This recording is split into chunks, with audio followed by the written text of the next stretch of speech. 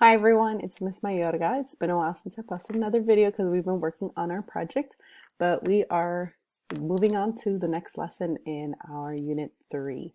Now we're going to be looking at Lesson 11, the draw loop. So up until now, we've been working with animations that are static. They don't move on the screen. You just put the picture on there and that's it. So we're going to start moving into coding that's going to allow us to move our animations on the screen. That's what we're going to start today. So Lesson 11, make sure you have, if you're in my class, make sure you have that notebook open and you are logged into Code Studio. And let's get started. Essential question for this lesson is, how can we animate our images in GameLab? And our learning objectives for this lesson are, explain how the draw loop allows for the creation of animations in GameLab, use the draw loop in combination with random number command, shapes, and sprites to make simple animations.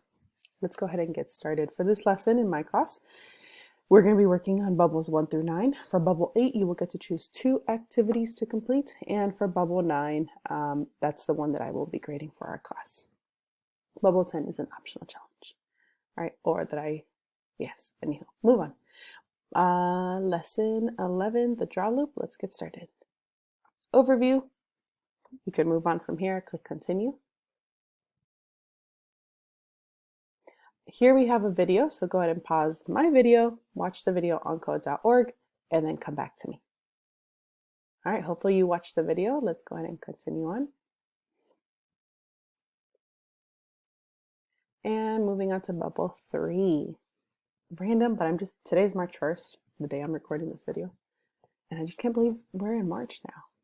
I remember almost a year ago when we had to leave school, Friday the 13th. But we've made it almost another year. Sorry, I'm messing around with my screen. Hopefully it doesn't mess up anything. Okay, moving on. Bubble 3, draw loop. Here's an example of the draw loop at work. Do this. Run the code and see how it works. Discuss with the class, or with me, or with yourself, whether this looks like the flipbook you saw in the video. Why or why not? So if you watched the video, you should have seen them show you a flipbook. So let's check this out. We're going to run the code. Does this look like the flipbook that the video showed? No, it doesn't. And the difference is that in the flipbook, whenever you flip the pages, you're only seeing one image at a time. Here, a new ellipse, the ellipses are being drawn on top of each other. So we're seeing all the old versions of the flipbook. Go ahead and finish. There's nothing you have to do here. We're just looking at how this is working, right? This is, sorry, I didn't mean to move on. Okay, we're looking at, brand new code and we're trying to figure out how is this working? What's happening? And we will find out.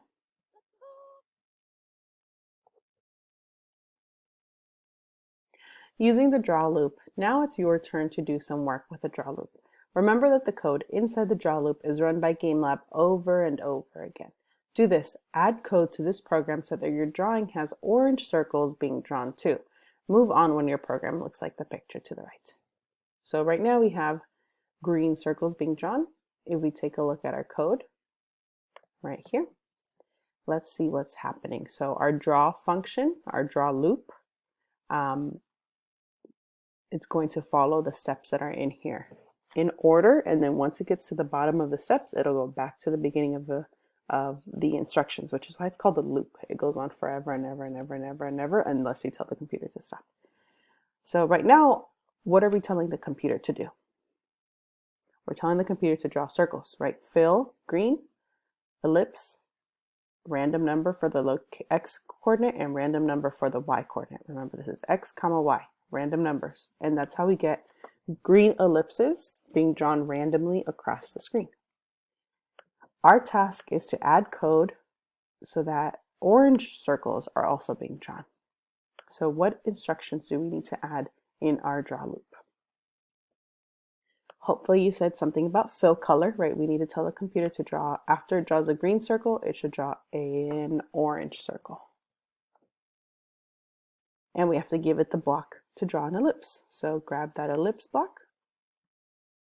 And we only need the X and Y coordinate for this one. So go ahead and click that back arrow 2 times. 1, 2.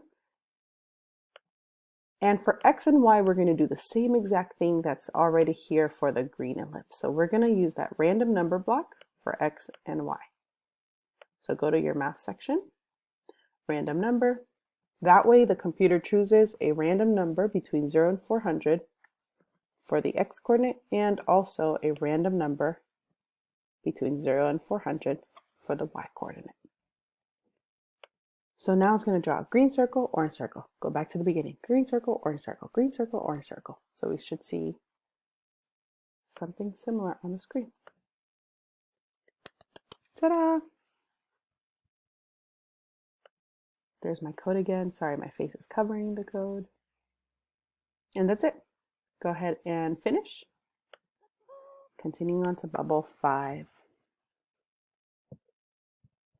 Okay, predict. Bubble 5. This program has one small difference that will make it run a little differently. Again, though, remember, all your code outside the draw loop is run first one time. All your code inside the draw loop is run over and over forever. So let's take a look at the code and see what's happening. Which block is new? There's one line of code that is new that we have not seen. Yeah, hopefully number 1, yeah, line 1. We have not seen world.framerate. We haven't used that block. What do you think is going to happen? Make your prediction, fill that out. Let's see the rest of the code. No stroke, background blue, fill yellow. So it's setting a blue background. And then it's changing the background to red in the draw loop and drawing an ellipse that's going to be yellow. All right, fill out your prediction and let's see what happens. So we have a red background. That's where this block is coming in, right in our draw loop. We're telling the computer, hey, make the background red. And then we're telling the computer to draw an ellipse at a random position. And the ellipse is yellow because outside of our code, line 5, we had already told the computer fill color yellow. So what's happening is all the old versions are being covered up. I was trying to figure out how I could show you. I'm looking for my sticky notes, but I don't know where my sticky notes are. Oh, here they are. So basically what's happening is it's doing, oh, that's bad. Sorry, I'm trying to set up a few examples here. I should have done this ahead of time. But what the draw loop is doing is we're telling the computer, hey, draw a red background, then draw a circle. Draw a red background, then draw a circle. Draw a red background, then draw a circle. So the previous drawing is being covered up each time by the red background because that's the first step in the draw loop. So for example, if I have my first sticky note, I'm telling the computer, hey, draw a pink background and a circle. But then I'm repeating the loop again. This is a little hard because I need to separate these out. Hold on. Okay, here we go. So I tell the computer, hey, draw a pink background, and I'm sorry if you can't, I hope you can see it, but draw a pink background and draw a circle. And then I tell the computer, draw a pink background again, draw a circle. So that new version of the drawing is covering up the old version. So we're only seeing one circle at a time, even though we had already drawn a circle. And then we do this again.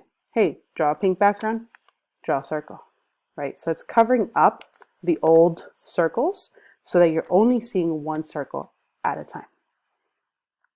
Which is why it's important, if you only want to see one circle at a time, that you have this background block in your draw loop. That way that background block covers up the old versions of the flipbook. I hope that makes sense, or help make it a little more sense. If it didn't, don't worry, we'll keep practicing and hopefully it makes more sense as we go on. Finish and move on to bubble 6. All right, sprites in the draw loop. By changing sprite properties in the draw loop, you can animate your characters. Do this. Run the code to see how it works. Discuss with the class, with the teacher, with yourself, why some code is inside the draw loop and some code is outside. Try changing the numbers in the random block and running the program again. So let's see, we have our code here, and when you run the program, this is what we see. Let's see what code we have. Outside of the draw loop, we have our create sprite block and a sprite.set animation block, because you only need to do that one time, right? You only need to create your sprite and set the animation once. So that's on the outside. Our draw loop, remember that everything in the draw loop gets repeated over and over and over. So we don't want to repeat these steps over and over. We just need to create that once. That's outside. However, these steps we do want to recreate over and over. Drawing the orange background, rotating the sprite between a random number, -10 to 10, right? So it's constantly rotating. It's like rotate, +10, rotate, -10. But because it's a draw loop, it's going random number, random number, random. It's just going back and forth. And draw sprite, right? Every time we need the computer to draw our sprite. So that should be inside of our draw loop. And that's how we get our sprite to move, or kind of like shake, I guess. It's not, yeah. Don't worry, we'll go into how to make our sprites move a little more smoothly. And try changing the numbers in the random number block and run the program again. Okay, right now it's at -10 to -10. Let's go ahead and change it. You choose your range. I'm going to go with -30 to 30. And I'm going to run my program. It's a little weirder, yeah. Oh, I wonder if I do -100 to 100. So it could go forward 100 degrees, as far as 100 degrees, or it could go backward 100 up to 100 degrees. So anywhere in between. So it's just going back and forth. All right, and it's repeating that process over and over really fast, and that's what's causing the sprite to go back and forth, because it's a loop, right? We're repeating these same steps over and over. All right, go ahead and click finish. Continue on to bubble 7. Updating properties. This animation This animation already is updating one sprite's X property to make it look like it's shaking. Do this. Run the program to see how it works. Edit the code in the program to make the second sprite shake like the first one. Move on when your program looks like the picture to the right, or similar. So let's take a look at our code. Our draw loop, right here in our green block, we have background white. Then we have pencil X. So the X position of the pencil is a random number between 100 and 110. So every time that it's drawing the pencil, it's putting it in a different X position, and that's why you can see that it's shaking back and forth. Brush.x is set to 300, gets 300, so it's stuck at 300. But we want it to move like the pencil, so what should we do? Hopefully you said use a random number block. So let's use a random number block. The current X position of our brush is at 300. So for our random number block, we would probably want to do 300 to 310. So random number, 300, 310. That way the computer's choosing between 300 and 310 for the X coordinate. Reset and run. Now they're both moving. Notice that the background block is inside the draw loop, right? That way it's covering up all the old versions of the pencil and the paintbrush. And we also have the draw sprites block inside of our draw loop. Go ahead and click finish. Moving on to bubble 8. And I'm going to go ahead and pause the video here because I'm about to run out of time and I don't want to get cut off. So we'll pick up on bubble 8 in the next video. All right, see you in part 2.